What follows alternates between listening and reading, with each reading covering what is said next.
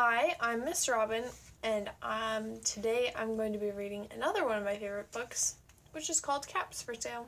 I have it at my house back home.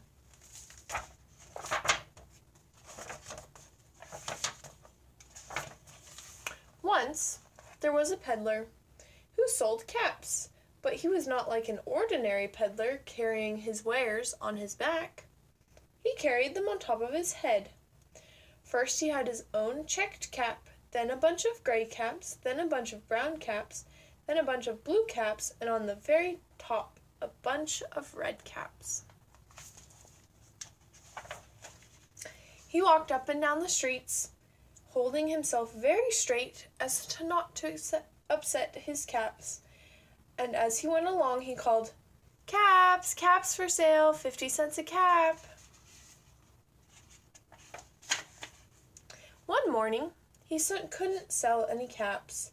He walked up the street and he walked down the street calling, "Caps, caps for sale, 50 cents a cap."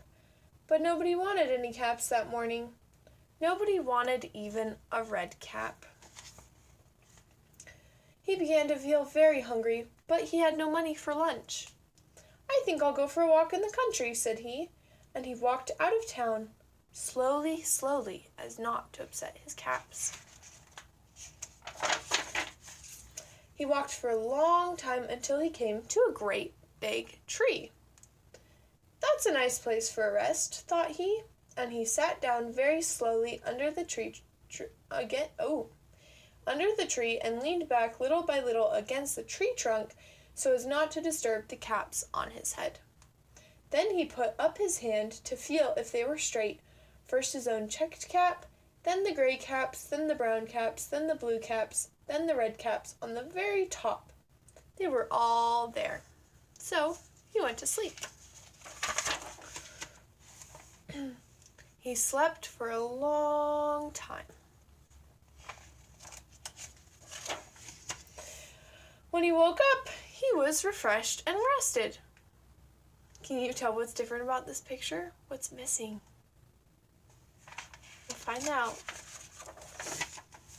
But before standing up, he felt with his hand to make sure his caps were in the right place. All he felt was his own checked cap.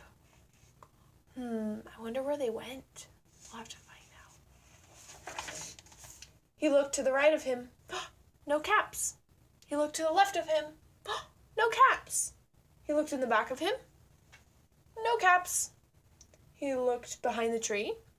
No caps. Then he looked up into the tree, and what do you think he saw? On every branch sat a monkey, and on every monkey was a gray or a brown or a blue or a red cap. Wow, that's a lot of monkeys. The peddler looked at the monkeys. The monkeys looked at the peddler. He didn't know what to do. Finally, he spoke to them. "You monkeys, you," he said, shaking a finger at them. "You give me back my caps." But the monkeys only shook their fingers back at him and said, "Tss, tss, tss." This made the peddler angry, so he shook both his hands at them and said, "You monkeys, you give me back my caps." But the monkeys only shook both their hands at him and said, "Tss, tss, tss."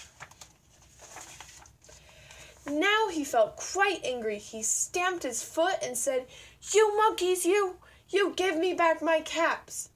But the monkeys only stamped their feet and said, "Tss, tss, tss." By this time, the peddler was really very, very angry. He stamped both his feet and shouted, "You monkeys, you must give me back my caps."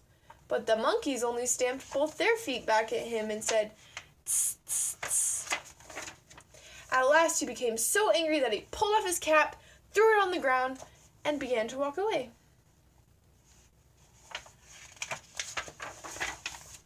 But then each monkey pulled off his cap